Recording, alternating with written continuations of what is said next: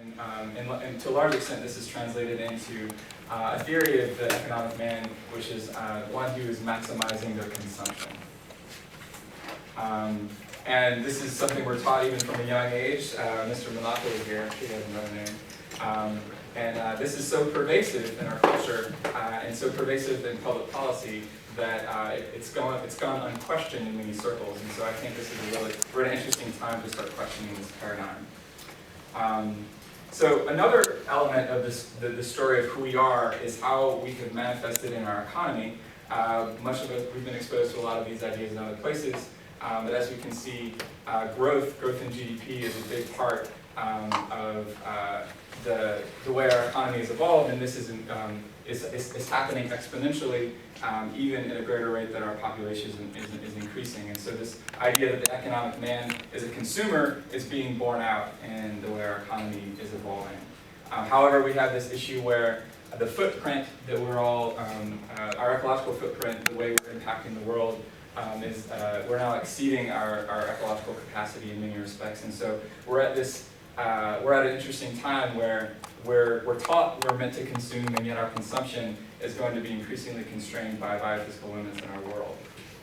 So we're living in a full world, and the full world is full of problems. A lot of these problems, your comment that you're aware of: climate change, pollution, species extinction, resource extraction, or depletion being many of the issues of the commons that we're grappling with. And we're going to hear a little bit more about some experiments in the commons in a bit.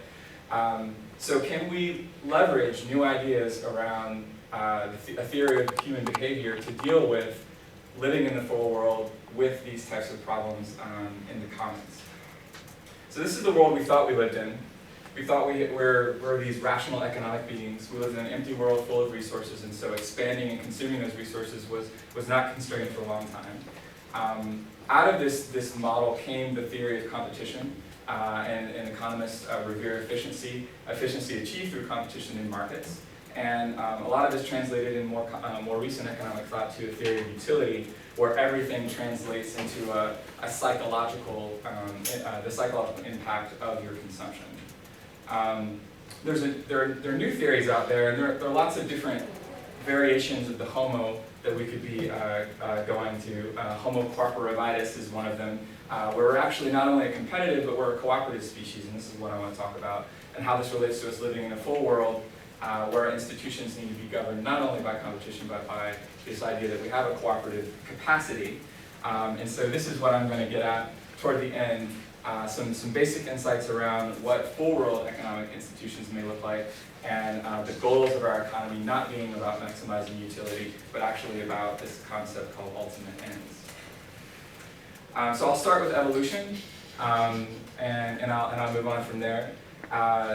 Evolution has gotten distilled into natural selection for many people, even though it's not all of what Darwin proposed evolution to be.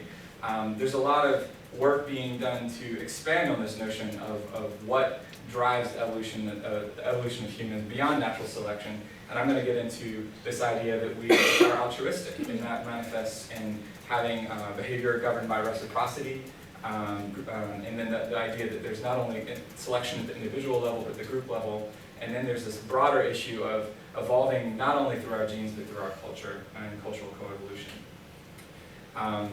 As you see, this is a fun picture actually from a Financial Times graphic, and this is the way we think of ourselves. We're in a competitive world. Evolution has been sort of whittled down into this mantra, survival of the fittest, which is not something Darwin ever said. But is this really all that we're fit for? So we have this model where competition and natural selection is our drive to maximize our own fitness is the way we explain our behavior. But what about cooperation? And I'm going to get at this idea of reciprocity, group selection, and cultural coevolution. Initially, reciprocity was easily explained by natural selection, and we have lots of different forms of reciprocity, some of which are outlined here, all of which are actually conferring a benefit to the individual. And so it still falls within the maximizing your own individual fitness paradigm.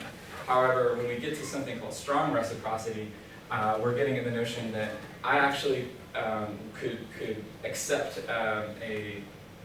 accept less benefit. I could reduce my own fitness in order to encourage certain behavior among others. And so I'm going to get at this, you're going to see this concept get repeated a number of times, this notion of altruistic punishment. Yeah, you have a question? You used the word fitness several times. Yeah. Can you just give me a quick definition, because I'm not in your, I think you're using it a little different than what my mind is hitting. Like, Yeah. Physical fitness, like 20 push-ups, or a general utility of well-being? Yeah, so fitness maps pretty well onto utility when you're taking a biological concept to an economic concept. Okay. So it's not like fitness. So, so strong reciprocity gives it this notion that we actually have the tendency to reduce our own fitness in order to induce cooperative behavior in others. And I'm going to get at this a number of studies that are looking at altruistic punishment, this idea that I will reduce my own fitness in order to encourage behavior in another that I feel like is at a benefit to the group. This is an interesting study that I'll come back to in a minute. Group selection is another counterpoint to the natural selection at the individual level argument, where we have selection occurring at the individual level, which is going to increase the proportion of individuals in the population that are self-serving. But groups, selection at the group level is actually going to increase the proportion of cooperative individuals, and so we have this tension between individual and group level selection, which is starting to get at this idea that we're not self-serving individualists in the rational economic man kind of model, but we actually have relationships with a group that has an evolutionary origin. And this starts to branch into what's called cultural coevolution, which is the idea that we're not only evolving biologically through the conference of genes and alleles through our DNA, but through culturally as well. And there's some theory that says that the culture can get ingrained in our DNA and can actually be conferred genetically. And so we have this interplay of this gets at this idea that we're not biologically constrained. We're not determined by our DNA. That there's a cultural element here which can expand what is possible in the realm of human behavior. So I want to get at the behavior story, and this is a really broad area of work. I'm going to touch on three game theory experiments, which are trying to elucidate some ideas around what's in our capacity, and this will get at some of the sort of concepts that we can use to think about institutions. So prisoner's dilemma. How many? Just show raise of hands. Do I need to explain what the prisoner's dilemma is? Or who knows what the prisoner's dilemma is? Good number of people. All right, I'll briefly explain it just in case we have any shy folks. So the prisoner's dilemma is a really old experiment. It's been used in many iterations, and it's a demonstration of the tension we have to cooperate or defect. So that the basic game is you're a prisoner. You have the option to either confess your crime or not confess your crime. If both of you confess, you're going to get 5 years in jail. If one of you confesses but the other doesn't, the one that confessed gets 20 years in jail, but the one that doesn't gets 0. And if neither one of you say anything, you both get a year. So it gets at this tension that we have the tendency, or in this case, we have the incentive to defect always. But defection actually, mutual defection leads to a suboptimal outcome. So one of the interesting things about the prisoner's dilemma that I want to reiterate from other experiments is this idea in the iterated prisoner's dilemma, where you're playing the game multiple times and you're learning things about your opponents. Punishment again becomes has a strong influence on the level of cooperation, or the level that you see in the game. And as you can see here, from red to green to purple, we get punishment of defectors and non-punishers. You start to see the levels of cooperation deteriorating as you have no repercussions for defection.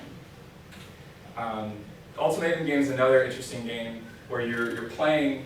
You have this guy on the left. He's got a certain amount of money. He makes an offer, and this person on the right either accepts the offer and accepts the split, or if this person on the right rejects the offer, no one gets anything. So the rational economic man model would say the person on the left is going to make the minimum possible bid because the person on the right rationally would accept anything greater than 0. What we see, though, is in many instances, fairness is actually what comes out. In studies across the world and across cultures, we get offers being made significantly lower than the minimum offer, and acceptance being significantly higher than the minimum acceptable bid. What this graph is showing is on the bottom, you have information, from the left to the right, you have a graph of information about the other players' past behavior. And as you see, the graph is kind of trending to the right. Higher levels of offers are made when there's greater information about the other players. So you're starting to see a little bit of evidence of the tendency you have to make fair offers and only accept fair offers. Reputation also gets to be an interesting kind of outcome in some of the ultimatum games. You can see an experiment here where in 2 different experiments, one where you've got information about your partner's reputation, known in the beginning and not known, and then it switches in the middle, and you can see much higher levels of contributions being made where the reputational effect is in play. So apparently we value fairness and we value the reputational effects of our actions. And then lastly, I'll just describe a little bit this public goods game. And this is, I think, a really interesting one when we're dealing with issues with the commons, because as we all know, the commons are public goods, and we have a dilemma in which, in this game, we have, again, cooperators and defectors. The cooperators contribute to the public good, but both the cooperators and the defectors benefit equally from the public good. We can say this is our atmosphere's ability to absorb carbon or what have you. So this is the free rider dilemma. And in a lot of public goods games, we again get this interesting issue that if there's punishment, altruistic punishment allowed, you get much higher levels of contribution to the public good, much higher levels of cooperation. And this is a slightly complicated graph that's showing variations of institutions that punish versus institutions that reward. And this is getting at some interesting ideas around intrinsic and extrinsic motivations. And the punishment, the institutions that punish non-cooperators, interestingly, induce a much higher level of contribution to the public good than those that give the incentive through rewards.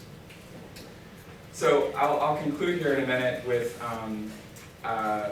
some basic thoughts about a way forward.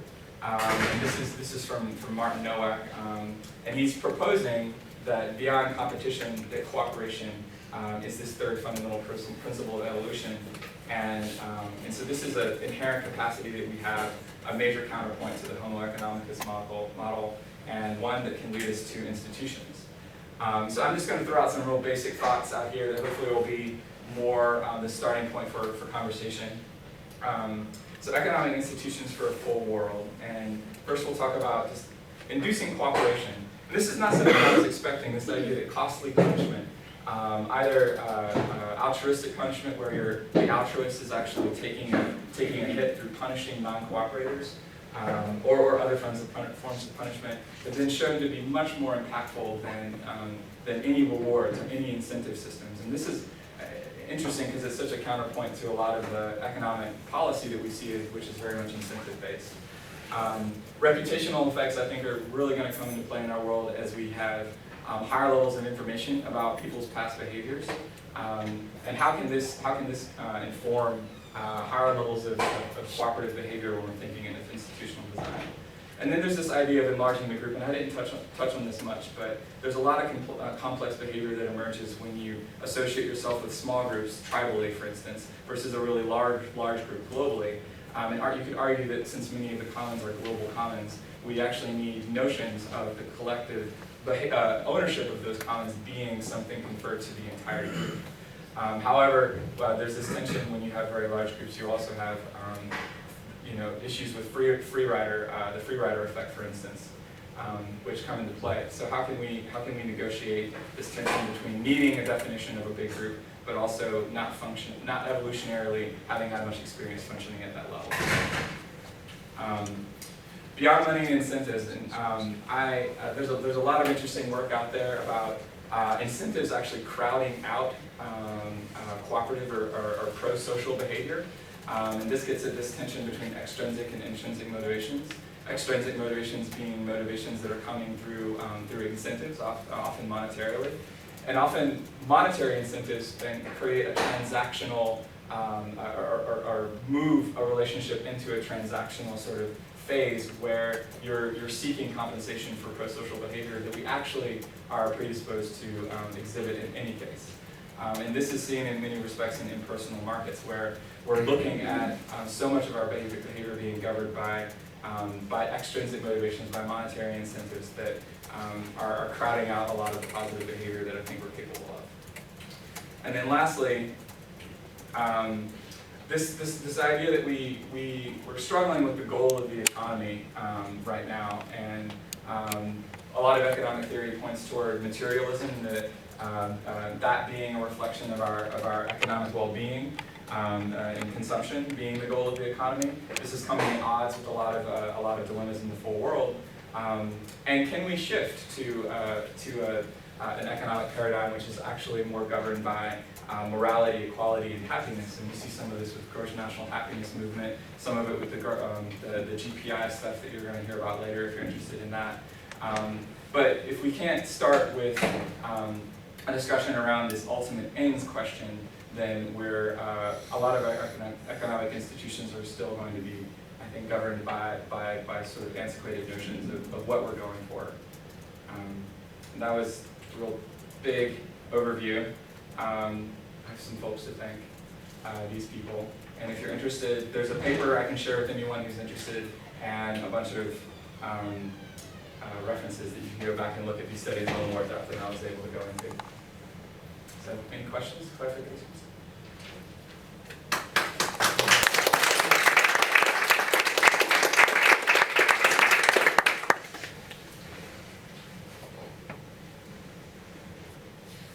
I'm trying to think of exactly how to formulate this. I guess I understand the idea of punishment having effects on behavior.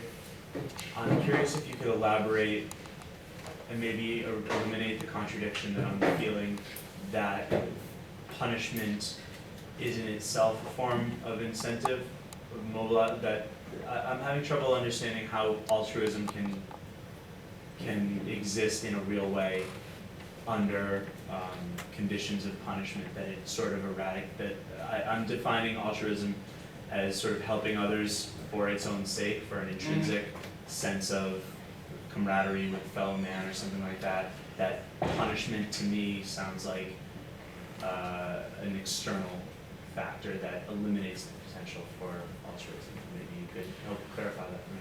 Well, I think it's important to recognize this was a lot about refuting this idea that we are these atomistic, kind of rational kind of beings that don't regard the well-being of others, as to have any influence on our own fitness, our own well-being, our own utility.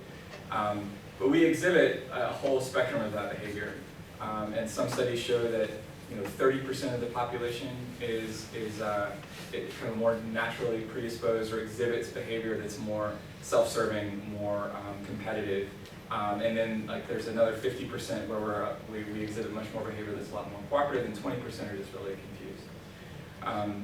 And so I think getting to this idea of altruism, and in the punishment, what I was referring to in most instances was altruistic punishment, where it's the altruist is actually reducing their own fitness, is absorbing some sort of cost in punishing a non-cooperator, and that's in part a reflection of the fact that we're, I think, a heterogeneous population, and for dilemmas where defection is hurting a group, then you've got a certain part of the population that's predisposed towards punishing those that are going to be that will defect, and that over time can achieve some sort of harmony between cooperation and defection when you're dealing with issues of the commons. But I understand your question now. Yes? Thank you. It was really interesting. I'm wondering if there's anything in the literature regarding dealing with problems in the commons that we often see mechanisms that, you know, seek to privatize aspects of the commons. I'm thinking like cap and trade, a mechanism dealing with climate change. And so that you're trying to deal with a common problem through various instruments of individualistic privatization. Is there any literature on using common targets or common solutions to solve common problems? Yes. That's a big question, and I think that's partly going to be addressed by a couple of our other presenters. So let's just table that for the broader discussion. But being the moderator here, they've run over time, so I'm gonna shift and let these other guys speak.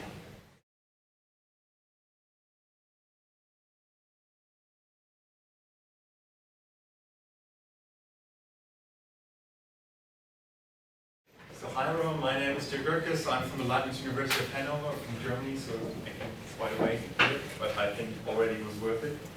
And my talk will be about the strategy of the commons, and as the title gives away, and that's why I fit in this session, this is about the common pool resource experiments, or more specifically common pool resource field experiments. And I try to analyze what determines the cooperative behavior of participants in such experiments. And the experiments, as I said, are about common pool resources. And the defining factor of these common pool resources is that there's open access to them, and I was interested in common pool resources to which a community has open access. And these would be common pool resources like fishing grounds, common wildlife, or generally biodiversity, things like that, firewood. And if these common pool resources are extracted too much by the community, if too many people from the community take the access to it, or some extract just too much from it, common pool resource gets depleted, can't regenerate quickly enough to be sustainably used in the way it is extracted, and therefore some kind of governance is needed. So things like punishment or some other kind of regulation is needed. And in the literature, there's conflicting evidence on what kind of punishment actually works best. So there are some that say, among other things, minimal fines are enough to deter people from extracting too much from these common pool resources. On the other hand, others say that you don't even need these fines, you don't need common institutes, it's enough that people talk to each other. And if you go outside of the research that was done on common pool resource field experiments, you'll see that in psychology there's this notion that rules from within are accepted more often. So no matter if it's formal or not formal, if rules come from within, it makes a difference to if rules come from outside to manage these common pool resources. And that's my research, my first research question, the first of two. As well, in this analysis, I want to know which kind of enforcement measure actually works, which one helps in this context. And the second one has to do with what the determinants of this decision are. So when you look just what works best, you run these experiments and impose some kind of governance and see what comes out of it, but that doesn't tell you much about why that was the outcome. And there's literature on that too, and the linchpin behind behavior in these experiments seems to be my expectation of others' behavior. And on top of that, there are certain social norms and social cohesion factors in there that seem to influence it. But these have been experiments that were done just with the common pool resource, but without any governance measures. So my second research question is, what are the determinants of decisions? And on top of that, what is the interaction between the determinants and the governance measures that I introduced in my field experiments? And I did these field experiments in Namibia, so in a developing country, and the Secunga Conservancy. Conservancy is a concept throughout the whole of Namibia. The Namibian state lets communities manage their own ecology. So the ecological system within which they live can be managed by the community, so by the tribal leaders, for example. And in Secunga, we find many ecosystem-based activities, mostly subsistence farming and subsistence fishing. So at a very low income level, people feed themselves by, barely feed themselves by their work in farming and fishing, but they are fledgling enterprises in that area too, based on tourism and also professional art. But since this conservancy is relatively young, the community in that particular conservancy hasn't given itself new governance rules, so there are still only the traditional rules in effect. Well, effectively, only they are in effect. And as I said, I ran a couple of common pool resource experiments there with groups of 5. Each player so each participant in these experiments had to secretly decide on a level of extraction, so on a level of effort of extracting a common pool resource between, so the number was between 1 and 8. Whereas 8 would mean they put a lot of effort into extracting from the common pool resource, 1 would be extracting very little. They had to write that down on a sheet like this.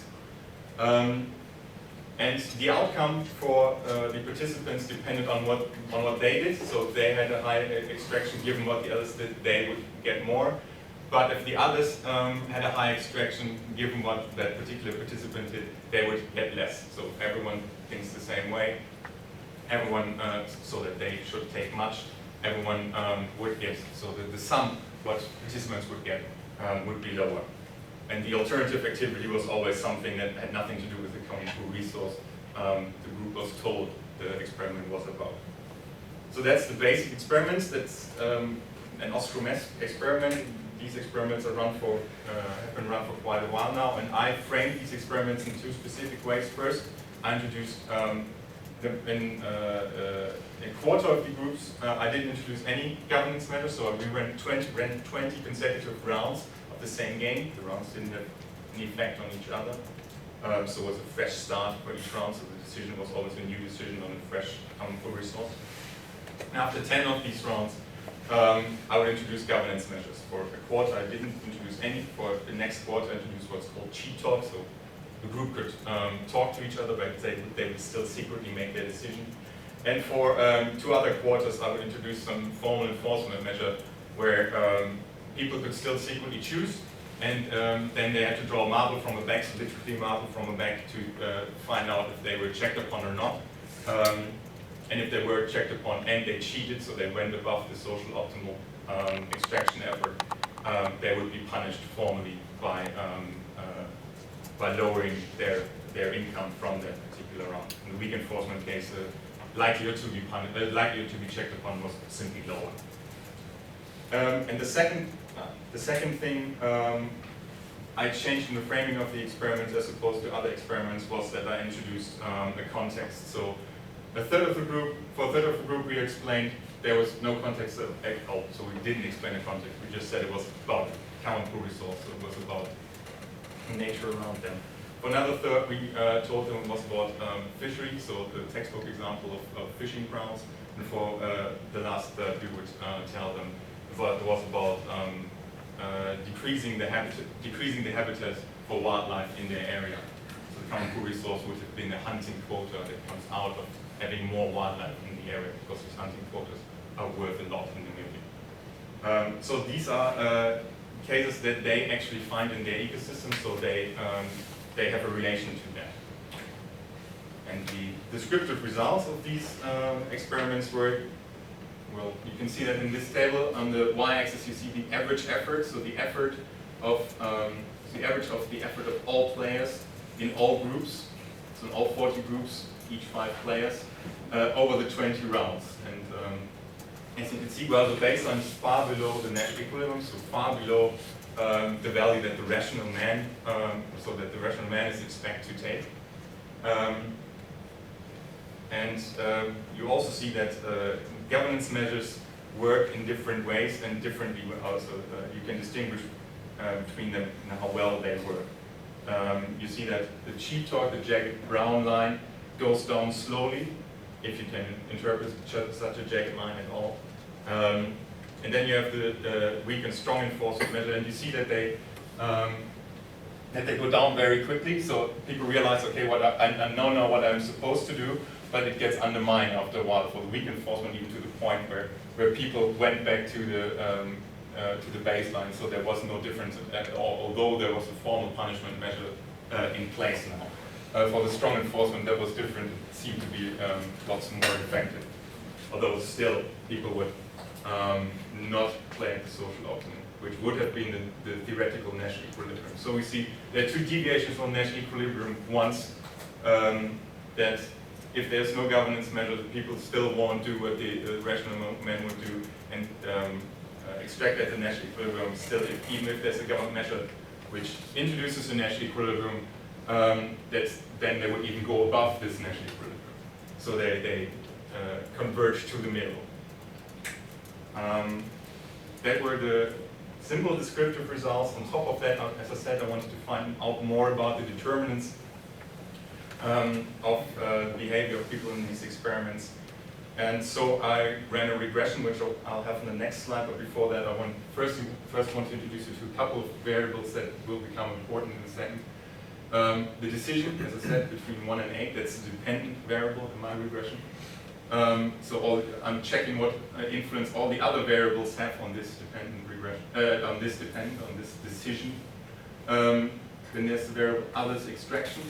That has to do with the conformity of people towards, that conformity of people in view of what the others are doing. Others extraction is the value of what the others did as a group. So that was announced what people did as a group of the last round. So what others did in the round before. So I've got some kind of orientation of the behavior of the others.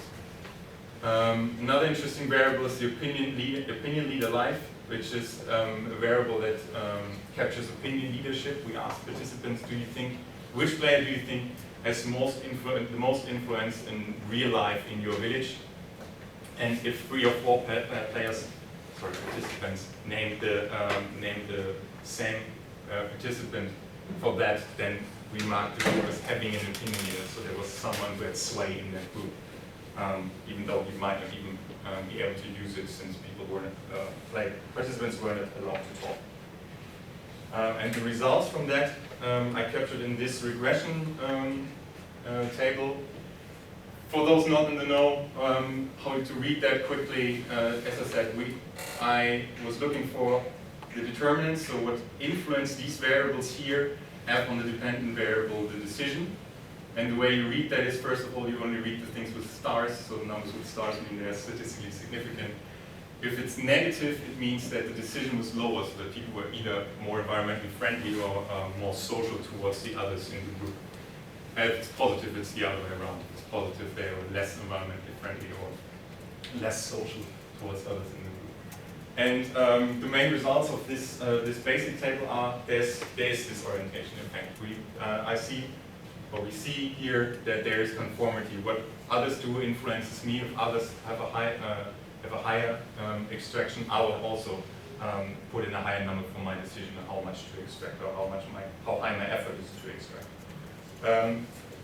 Also we see, but that becomes more of a side note here, is that the context makes a difference. So there might be a pattern I'm used to whenever I hear about fish and fishing grounds. There might be a pattern to what I think is right in that context, no matter what the experiment is structured like. So it plays a role what happens in the real life of the people I'm actually doing this experiment with. And also what I see, opinion leadership matters. So it's actually the biggest coefficient here. So it has a heavy weight on the decision. Having an opinion leader in my group. But then there are the rules, that, so the governance measures that are introduced in these games and these experiments. And as you see, they all lead to, they have negative coefficients, therefore that means they lead to less extraction effort, so people are coerced to be more environmentally friendly. But what's more interesting here is that it renders the orientation effect and the leadership effect insignificant. So suddenly the decisions are explained better by the governance measures than by social cohesion like variables like others extraction and leadership.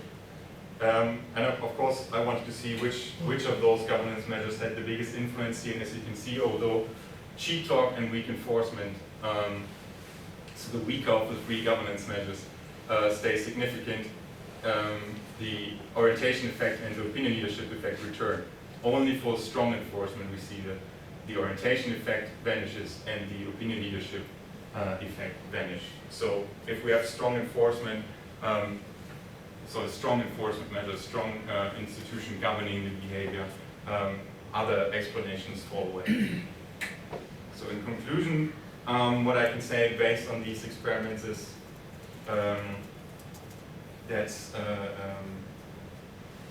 well, that internal regulation might be slow, and you saw that the cheap talk was going down very slowly and not like the others had a spike downwards. But it might actually be more sustainable. And again, it was a jagged line. I would have liked to do more rounds, but it was very costly because we paid people for these experiments. But in hindsight, I really should have done it to find out if it's really more sustainable. If the cheap talk really leads to a low extraction effort. And apart from that, external enforcement, so like the weak and strong enforcement, they are undermined, but they can still be effective if they are strong. On the other hand, we see that conformity leadership in experiment context do play a role. Conformity leadership, that's just something I could confirm here. Experimental context, that's a new result. And yeah, well, my last sentence is that my results indicate that stronger institutions can replace weaker ones. So once I've got a good model on what the others do in my head, based on this strong enforcement, because I expect them to obey this rule, I don't need to take orientation in what the others did before. I don't need to take orientation in what I think the others will do based on what the opinion leader says. It's enough for me to look at this stronger enforcement method. And with that, I'll say thank you. And yeah, thank you.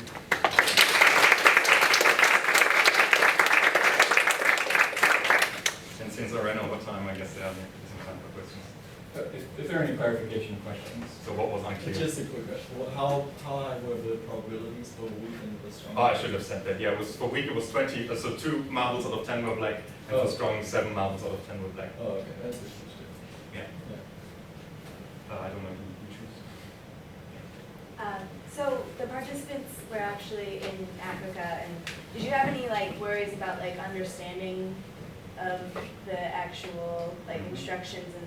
Yeah, right. So as for the Africa part, this is actually how we did the experiments under the tree. Okay, Yeah. So in some villages at least we did that. Right. And for the understanding part. And it was multiple villages that you did these? Yeah, it was 7 different villages, but in the same conservative, in the same ecosystem. Right. Yeah. As for the understanding part, and this is also a novelty, many complain about it, but no one really did something about that. And for these kinds of field experiments, I made a comprehension test after we ran the experiments. I tried to see how well they understood the experiments. So like a survey or? Yeah, basically. And only those that passed it by a mark with 50% would be included in the regression. Cool. Thank you. Have you tried running the regression before? Yeah, they don't look so much different, really. Oh, okay. My question was similar to the last one.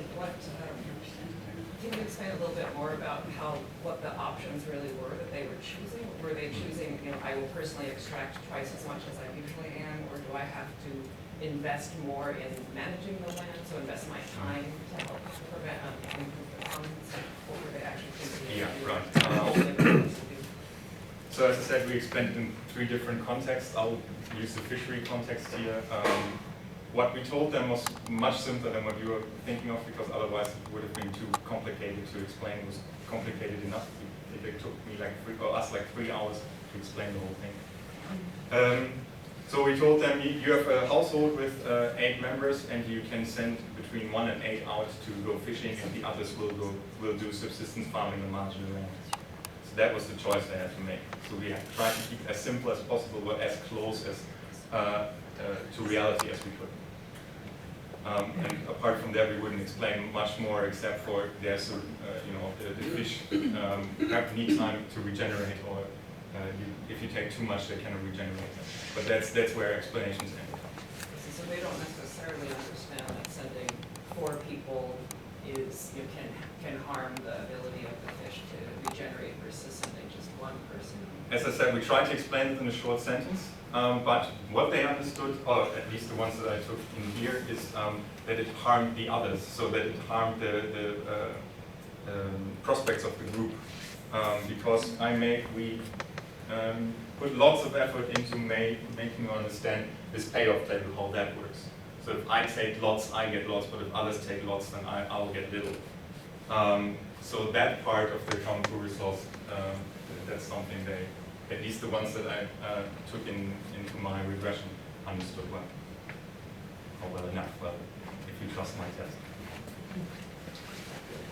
One last question. It said, you say that age is statistically significant across all tests, but what was, did you get increased cooperation with increased age or decreased cooperation with decreased age? I got less social behavior with increased age. Okay. Max, So hmm? the older they got, the more competitive they got.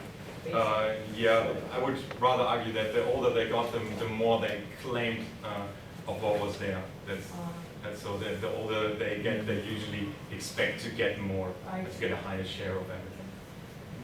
Was there any gender effect?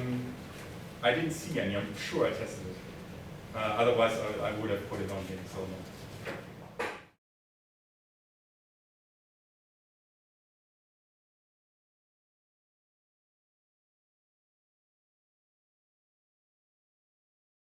Okay.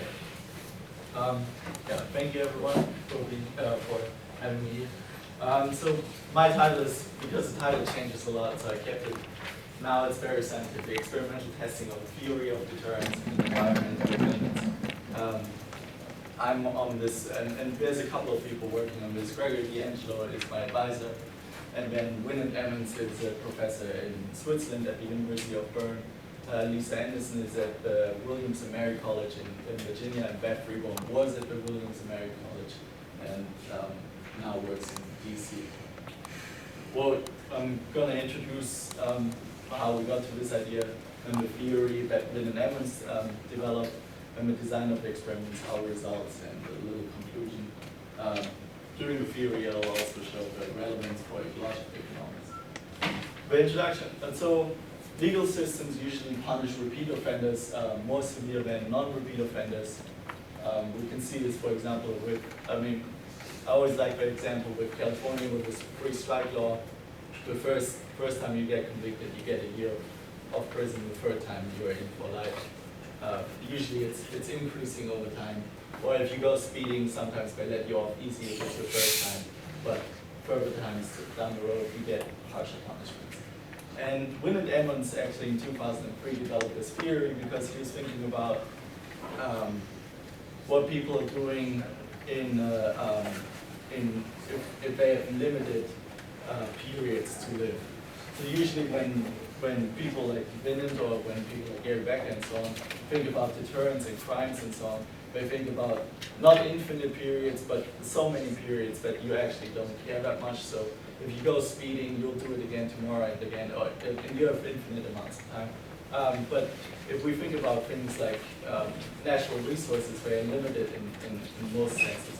And for example, fracking or oil and so on, there's only a limited amount of time that we can extract fracking until it's gone, and then we don't have it anymore, so it's basically done. And he develops this theory where a player, in this case, lives for 2 periods and has a limited budget, and the budget being what you get from extracting the limited resources. And in each period, the player may commit an offense to increase his income. Of course, committing an offense is socially inefficient and therefore should be deterred. What he finds is the optimal deterrence strategy, and this will become more clear once I explain the experiment because it will give a better structure, is that instead of having an increasing sanction structure, so the first time I get caught, I get a $10 penalty, and then the second time I'll get a $50 penalty, he finds that actually it should be decreasing. The first time I get caught, out of the $10 of my total that I have, I should be sanctioned the whole $10. The next time I get caught, it doesn't matter anymore. But the first time should be as hard as it can be. Mainly because the sanction for the first offense is detecting the first offense is more likely than detecting a second offense. So if I play those 2 periods and my first offense is in the first period, and I don't get caught then the next period, and I commit the crime again, then the next period will be my first offense. So the likelihood of having a first offense that is being detected is way higher, therefore what's it called? The sanction for this offense should be way higher. The ecological relevance in this case is what I always like to do is fracking, also because it's in the news and a lot of people like to talk about it these days. And for, I'm sure everyone knows it, but I like to introduce it. Hydraulic fracturing is used to extract gas and petroleum from the ground by using basically a pressurized liquid that is usually water with sand and a bunch of chemicals, and then extracting that gas from the ground. Many chemicals that are used in fracking are very harmful for the environment. So, for example, hydrochloric acid and ethylene glycol, and a lot of that stays in the ground. And maybe a lot of people then say, well, that's deep down in the ground, that's not so bad. What is pretty bad, though, in all cases is, what is pretty bad, though, is the wastewater that comes with all the petroleum and so on. And the proper management of that is very crucial for how environmentally friendly fracking can be. Obviously, it's easier for companies to, when they do fracking, to not have a proper management because it will save them costs and they can just dump it in the next lake, and that will have a social cost and therefore should be deterred. Fracking in the region can only be done for a limited amount of periods, and that's where we come in, where we limit the amount of periods and we say, well, you can only live for 2 periods because you'll, if you have 100,000 liters down the ground, you'll do 50,000 in the first one and 50,000 in the second one, and then there's nothing else. So we ran an experiment, and I'll explain in the next slide what it looked like, but we ran it down in Virginia and at the University of Bern with 473 subjects.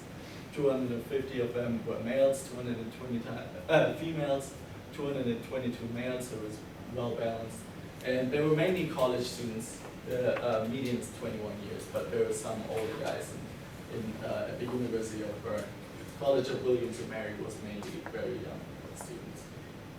And what we did is we let them play 6 periods. One was a practice period, just to get them started with the game. And we gave them $10, and we asked them, do you want to commit a crime? If you commit the crime, in this sense, you commit the crime with fracking, but you don't do the proper management, then you'll receive another $2 because you save those costs. But you have a probability of being detected. In those 5 periods that they played, they started out with the first time they get caught in one of those periods, you get a $1 sanction. If you get caught a second time, then you get a $9 sanction. Each period has 2 rounds. So they can maximum get the $10 taken away from them.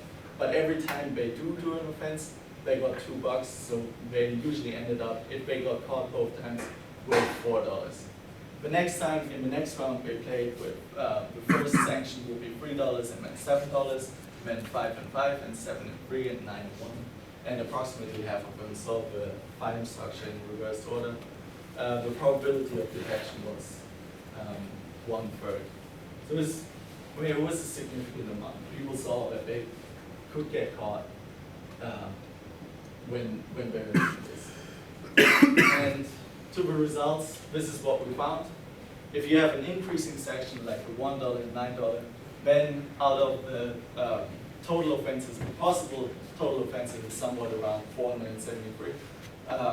It was in this sanction scheme, they would commit 322 times in both the first and the second round. In this one, they would commit way less. So what we find is that obviously there's a decrease here, but there must be somewhere around here, around the $7 and $3 and $9 and $1. There must be a sweet spot where we find that is the optimal sanction structure for subjects that are playing in an environment with limited periods.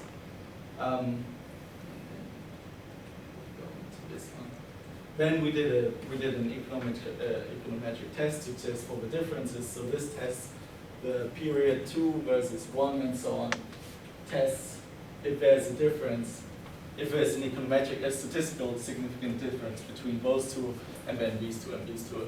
We find differences for the first and the second, the third, and these all here until here, and those don't show us a significant difference. So in that sense, Binnen's theory does not totally, is not perfect, because he says there should be, actually, in his theory, it should be $10 and $0. What we find is more, well, we already reach the same outcome if we have $7 and $3. We reach a maximum deterrence. It doesn't seem to have more deterrence when we go a little further.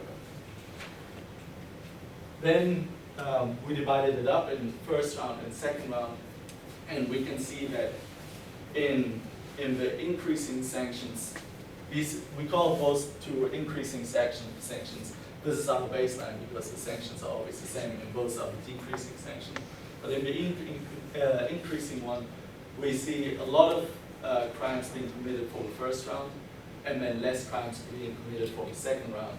We see almost no difference between those two. So you really drop down to an even level.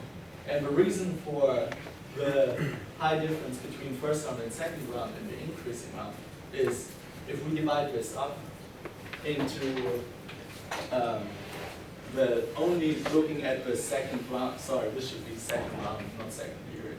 Only in the second round, if you got caught in the first round or not caught in the first round, then we see these huge differences. So if you got caught in the first round, then only 70% will commit the crime again, because now they are facing a fine of $9. If they didn't get caught, then they're facing only the $1 fine, and they still commit the crime.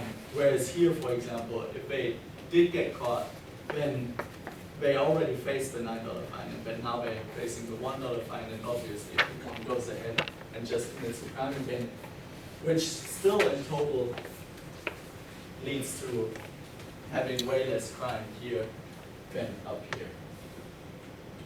We did some econometric tests, and I like to emphasize the total offenses and the first round offenses, because this one is really complicated. It just really depends on, did you commit a crime in the first round? Then did you get audited? They were told if they got audited, and then they were told if they got caught too. So if you didn't commit a crime, but you got audited, that also has a significant effect on do you want to commit a crime again. What I think, yeah. How did you test risk?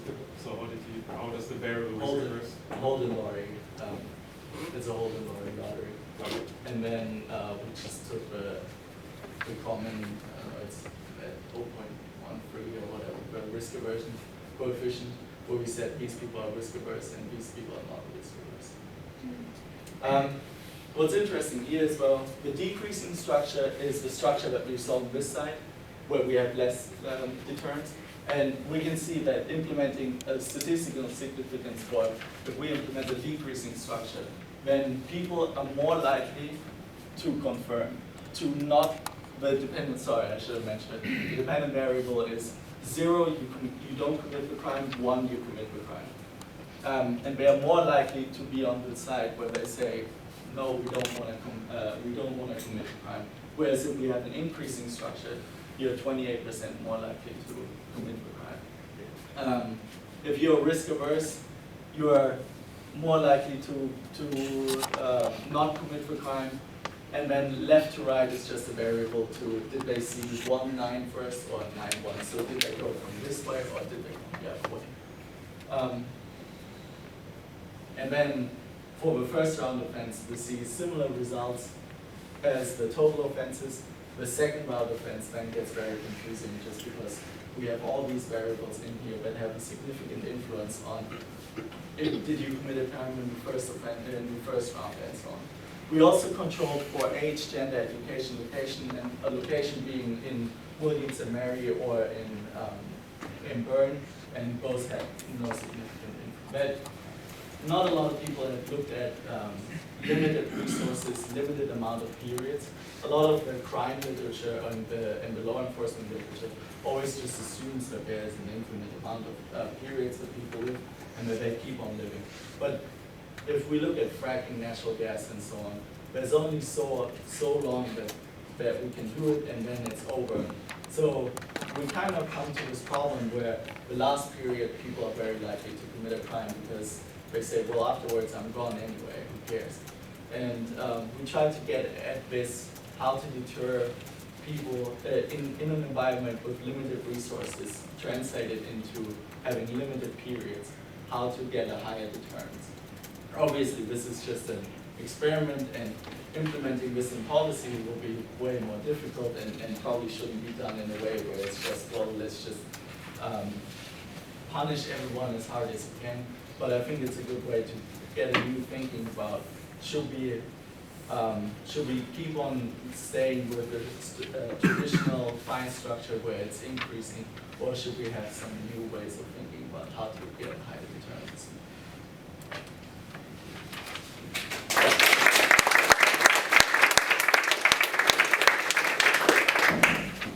Yeah, when I look at your results, I feel like there's an alternative potential explanation, right? Which is that people will not deviate when the expected value of deviation is negative, right? Yeah. So you know, if they're getting $2 and there's a 1/3 chance they get caught, they're like, okay, as long as I'm not paying more than $6 for my thing, I'm gonna deviate, right?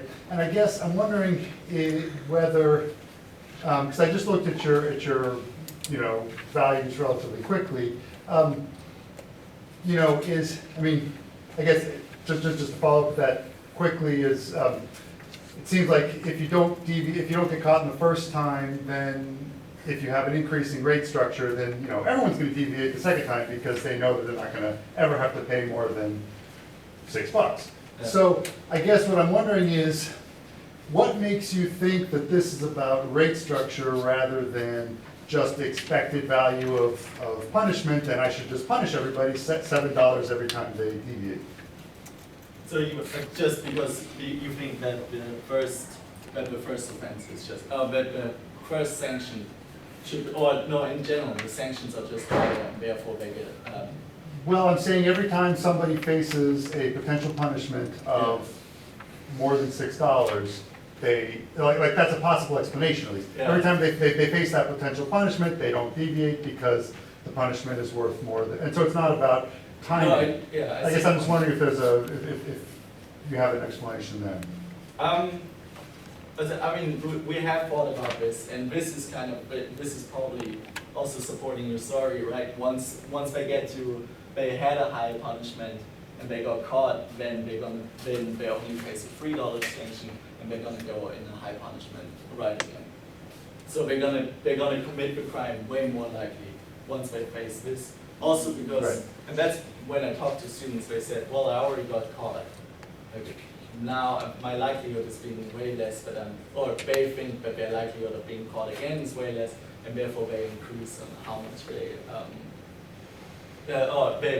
increase the likelihood of committing the offense again. I agree. I think it has to do a lot of it just in general. How much do you face in the first offense, right? But I think what's important in this one is that you have a limited budget too. So looking at the fracking company, they only have a limited budget. I mean, they're not people you can't just put them in prison and take everything away from them, but they have a limited budget. You could technically ruin them and just destroy them, but they're usually, you know, I don't know, they're $10 million or so on, and you could take their profit away, or you could take 70% of the profit away, and so on.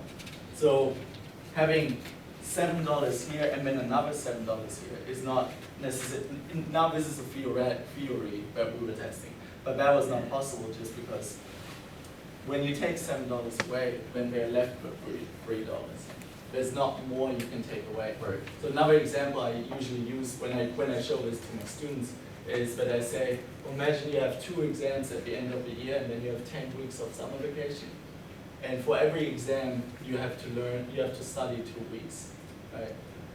But you can not study those 2 weeks and have basically extra summer vacation and cheat on your exam. Now, on your first exam, if you get caught here, we'll take away 9 weeks of summer vacation. on the second exam, there's only one more week left. So there's a stretch to, you know, the real world, and it's not supposed to be perfectly aligned to, oh, this is what we should do with fracking companies or with gas companies that are polluting the environment and committing crimes. But it's just another way of thinking, and should, you know, we want people to think about new ways of how to deal with limited resources and limited periods of time. I'm from Maryland, and we're dealing with this fracking thing as we speak. Yeah. So I appreciate your comments, especially at the end there. They are gone after, once they're done drilling, their history, so you can find them, whatever, so I appreciate that there. Question I had on leading into the initial introduction about us being rational versus altruistic. It doesn't appear in your study, but are there other studies where the participants get to pick the punishment? That is, as in the oil companies, you know, this is, government is not just sitting all by itself. No, Sitting yeah. here saying, you know, they get as much, if not more influence than anyone else. So they get to pick those numbers in the bottom. You're just saying 1 and 9 and 3 and 7, these things, yeah, they're not gonna get punished by 9. We can No. hope for a 3. Yeah. But I would be curious if the underlying principle of what we're talking about here is that humans are altruistic, no matter what kind of company you own, whatever, would we see a higher punishment because we expect and we hope that even as a company that we are want to give something back to humanity, or are we these economic monsters who, and if it's my choice, I'm not going to get punished, and I'm not getting $2, I'm getting $10. Yeah. Well, this is what we did on purpose. We could have included something about, you know, how much does your actions affect other people. We could have included some context of saying, well, if you commit the crime, not only do you get $2 and you have the probability of being protected, but you're also harming this guy. And then you get into altruism because then you're like, oh, yeah, I don't want to. We try to keep this very neutral and just make it a gamble for yourself. Also because I don't know how many people agree, but if you have a greater discussion with a lot of people, everyone will say that companies are not necessarily the altruistic people, right? I don't know how many companies, yeah, they have their foundations and so on, but also that's a self-interest thing most of the time. And they don't necessarily, you know, they don't behave like, I don't know, my roommate who, if I'm in trouble, would do anything for me, kind of thing. If they can get ahead, they get ahead. And that's why we didn't include any context where the subjects, we wanted the subjects to behave like a company. So we wouldn't include anything that would emotionally affect them in that sense. Yes. Oh, so I don't have experience in this field at all, so my question might be strange. But so is there any possibility to build some more consequences for the players into this? So for instance, give them $20 and say, this is your budget for today, like give them no other source of food, and you actually have a consequence. They have to function, like a company would have to function with whatever they have remaining after a fine. So you can't do that to a student, but can there be a way to actually make them think about a business plan for the consequence of not having that money that gets lost? Because $10 is pretty meaningless to a person who's not really functioning with that money. Yeah. I think that of course there's always ways to improve this. And there have been other experiments, and we're running other experiments where we're trying to get, you know, more closer to have people take the games that they play way more serious, and by, you know, how much you pay out and all that stuff. If you can, you probably never get them to behave perfectly like a company that has to deal with the $20. Because at the end of the day, those students come in, and this is extra money that they're earning. I mean, most of them take, you know, they got paid out for one of those periods, and then they played a bunch of other games as well, and they went home with $20 in total.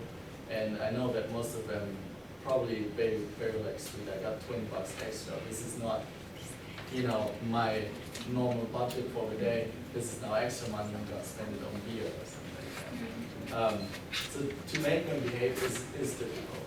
It's definitely difficult, and that might be one of the shortcomings of, you know. But in general, student experiments.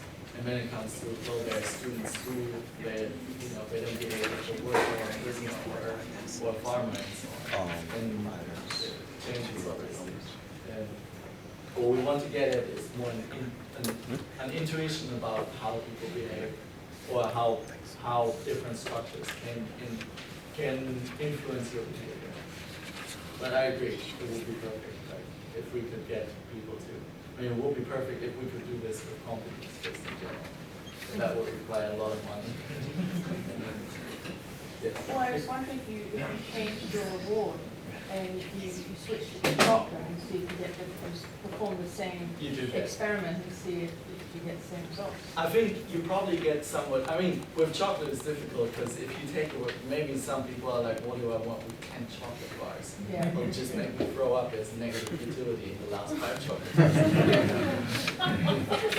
Well, I mean, you could do small chocolate. Yeah. But then you have a difficulty, you know, someone is diabetic, someone Yeah. doesn't like chocolate, someone has maybe like a chocolate imperium and doesn't eat chocolate.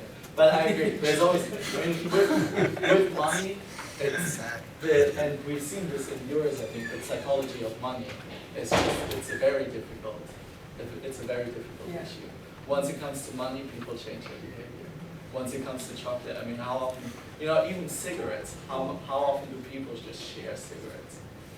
As opposed to when I came up to, like, you know, like, getting a cigarette from someone, from a stranger is way easier than going up to someone and being like, well, can I have 20 cents now? No. Joe. But yeah, commodities is always a different story.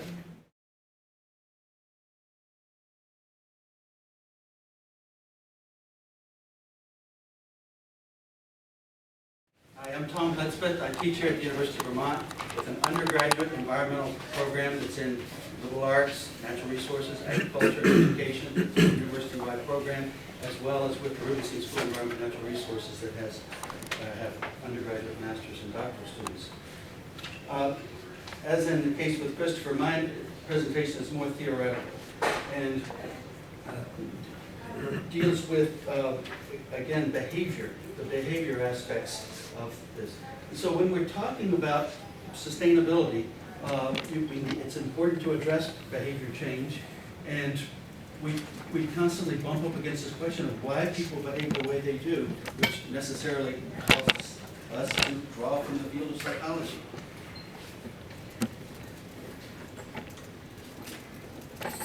Chris already did an excellent job of talking about a critique of the Homo economicus from conventional neoclassical economics, so I'm not going to need to talk further about that.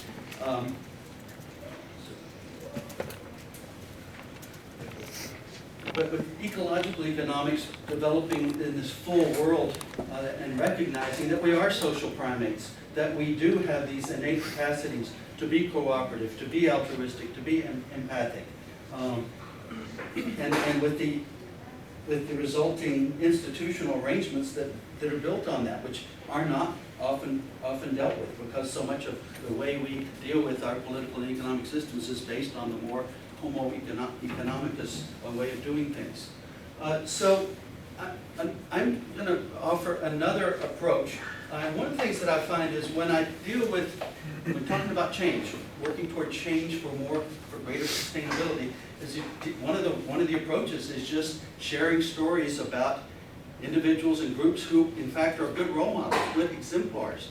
And one of the things that you talk about, we talk to a lot of these people, is very few of them talk about theory.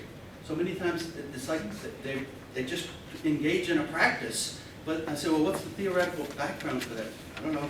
It's almost like reading a kind of 50 simple things to do to be more sustainable. But when you say, what's the underlying theory? And this includes academics. It's not just, you know, so it's whether it's people who are living low carbon lifestyles, or putting photovoltaics on their houses, or growing all their own food, or whatever. A lot of times, theory is not something that they think about. They just, well, just doing the right thing. You know, when I say, what's your theory? Well, it's the right thing to do. Or it's the fair thing to do. So I'm going to introduce the reasonable person model, which draws from psychology, which helps to explain, it provides an explanation for why people behave the way that they do. And answer the question, why are there some circumstances where people are not reasonable in their ways of doing things. What's needed for us to become more reasonable? Under what conditions can we bring out this altruistic, cooperative, empathic parts of our behavior? So the view is that reasonable people can learn, communicate, engage, solve complex problems, collaboratively come together and work with others to achieve positive changes towards sustainability. And according to Rachel and Steve Kaplan from the University of Michigan, which I'll talk about in just a second, they say that the key is understanding the quality and quantity of the information and the way that it's presented. That is very important. Not just the information, but how it's presented. So Rachel Kaplan just retired 2 weeks ago from University of Michigan School of Natural Resources and Environment. Her husband Steve, the year previous, collectively they have been at the University of Michigan for a century. Me in psychology and artificial intelligence, she in natural resources, environment, and transportation. So their reasonable person model, which some people sometimes ask, is this a slap at the rational man model, the Herman Simon rational man model, or the rational person that comes out of the Homo economicus viewpoint? And they say, no, what makes you think that? What leads you to believe that? But they believe that people are more likely to act in a reasonable and a cooperative way, bringing out this altruistic cooperative thing, when the environments meet their informational needs. How you meet your needs is very important. So their framework has 3 interrelated components. In terms of being reasonable, draws on model building, being effective, and being able to engage in meaningful action. So in terms of model building, it's really important that we have this need to understand and explore the world around us. And to do that, we build our own mental models through experience, through comparisons and analogies and similes and so forth, through discussions with others. And experts, people who've had more experience doing this, have richer, denser mental models than people who are more dilettantes or beginners. And as you know from cognitive psychology, learners code new information into their brain where it's relevant and meaningful to them. So they build on their previous constructs. So what does this mean for us when it comes to sustainability? Programs that encourage this exploration of information helps people to build their own model from experience. So it's not, and again, the modus operandi of guide on the side, providing opportunities for them to explore rather than the sage on the stage saying, open up your empty vessel of a mind and let me dump all my wisdom into it. So that's really important when we're talking about the way this gets done. Interaction with experts is important, and it can help learners build accurate representations and common knowledge, common language. So this doesn't mean, we've got to all do it ourselves. We can become much more efficient when we can build on experiences of others whom we know and trust and can help us move up the learning curve more quickly. Second major part of their model is being effective. Competence and clear-headedness. We want to feel useful. We want to be effective. And to do that, the system must be accessible. Hence the importance of transparency. So you don't have to engage in mental gymnastics to find out things. You have ready access to information. And of course, with the internet, there's so much more opportunities for that. You must be able to develop skills and efficacy. So some of the higher order thinking skills, so critical thinking, problem solving, decision making, and so forth. And sometimes you don't just learn those on your own. Oftentimes you do need to engage in instruction, whether it's in university level classes or online courses or just trying out things often with others. Gaining support when you're doing that. Having opportunities to practice. We've all read about people learn the most from mistakes that they make, and the opportunities to practice and fail, and then to get up and try again. Often with a mentor, often with somebody saying, why did you try it out that way? Have you considered something else? So sometimes that reflection that goes along with this opportunity to practice in which you fail. Really important to have clarity. The information needs to answer people's questions, not overwhelm them with too much detail. So we all know that if you, a lot of people here are academics, and you know that it's important to have, when you're presenting information to students and giving them assignments and so forth, to make it within the range of challenge. If it's too little, they're bored. You know, this isn't engaging me sufficiently. But if it's so much, it's overwhelming. You say, there's no way that I could ever get this. There's no way. They often just give up by being totally overwhelmed. People need to know what they know and to manage that information. Again, giving feedback to people, giving them assessments to know how well they're doing and how they can, in some cases, manage complex information and lots of information. Knowing what to do, small doable challenges, that's so important. Success begets success. So start off small, time after time. When we talk about people who are good role models for sustainable practices, they started off with something small, maybe failed, but eventually succeeded. That then empowered them, gave them a lot of confidence to then take on something else and to build, often in a lockstep fashion. Small, doable challenges are key. So, distilling information into meaningful, manageable chunks. We know the importance of themes, of categories, of groupings.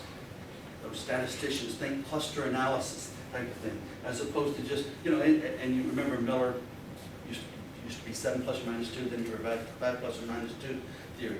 We have billions of bits of information that we can access, but in a moment, he said, we only can access 5 plus or minus 2. So therefore, 3 to 7 big ideas. And you start having too many more than that, a lot of times it becomes overwhelming. Hence the importance of categories, groupings, themes, and so forth. Providing opportunities, as we said before, for practicing skills.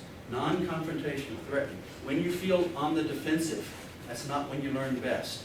So, and the importance of fun. You know, fun has a lot to do with sustainability. I think a lot of people think sustainability means, sacrificing and, living with a hair shirt in a cave and so forth. But it means coming together with other people and having fun doing things. So non-confrontational threatening, and sometimes you can say even fun, especially fun in many cases, not confusing.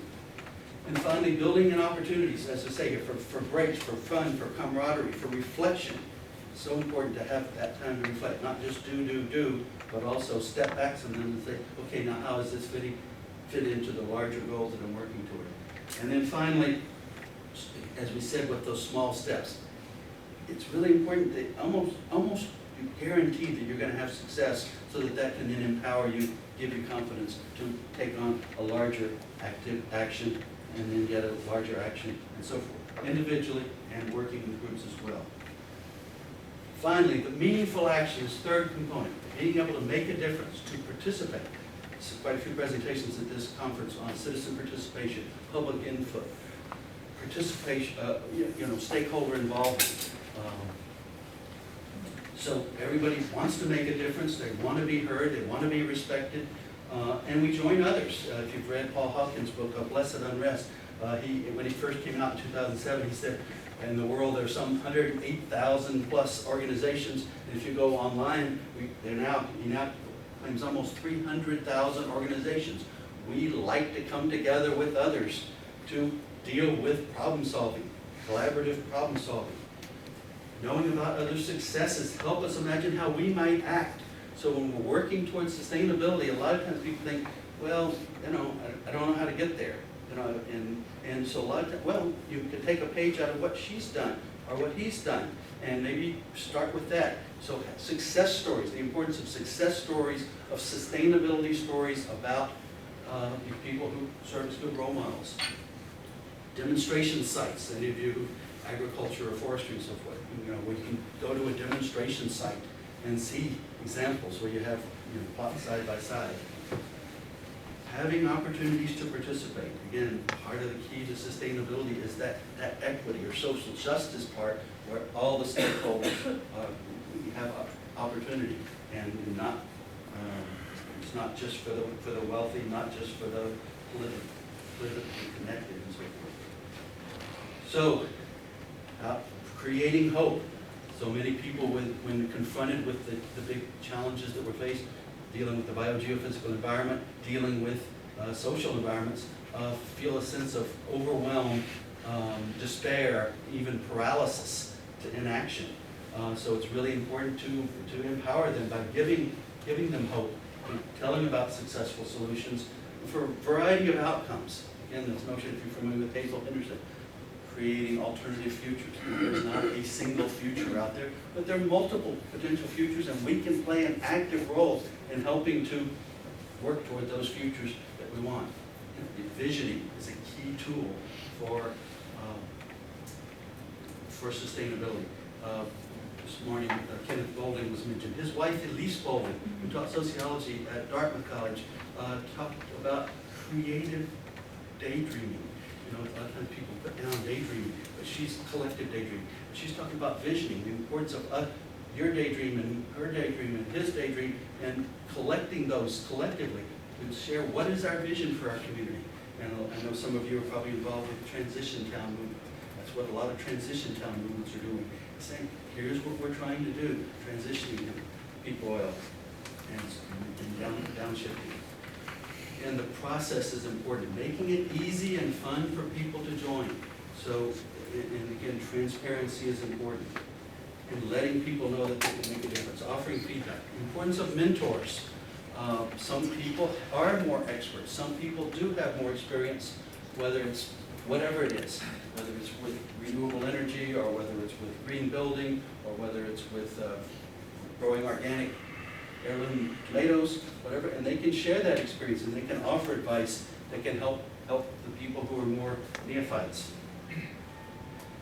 So it's a good, you know, this, in terms, when Rachel and Steve developed this theory, they weren't necessarily talking about sustainability, but we found in quite a few cases, it really does work well as an underlying theory for some activities. Just quickly, the Gund Institute here at the university, one of its modus operandi is the ateliers, or skill shares, some domestic and some international. And so just talked about, I was part of one together with Josh Farley, some of you who know here at the university, and Roel Bowmans, who's a modeler. We were involved in the Philippines, and Dave Backer, who's not able to come here, but some of his colleagues from Earth Economics up in Seattle are here. So involved working with communities in Palawan, in the Philippines, on this whole issue of conversion of intact mangrove ecosystems to shrimp aquaculture. You know, the red lobster, all you can eat, $9.99. That's a shrimp. Those are coming from Thailand and Philippines primarily, and not from the Gulf of Mexico. So dealing with that issue, and again, just a case study just showed how used a lot of those aspects of the reasonable person model, and it was a very effective atelier and resulted in some very concrete actions coming from it, as well as a lot of people involved in learning a lot more about ecological economics and ecotourism and other parts of the solution. Thank you.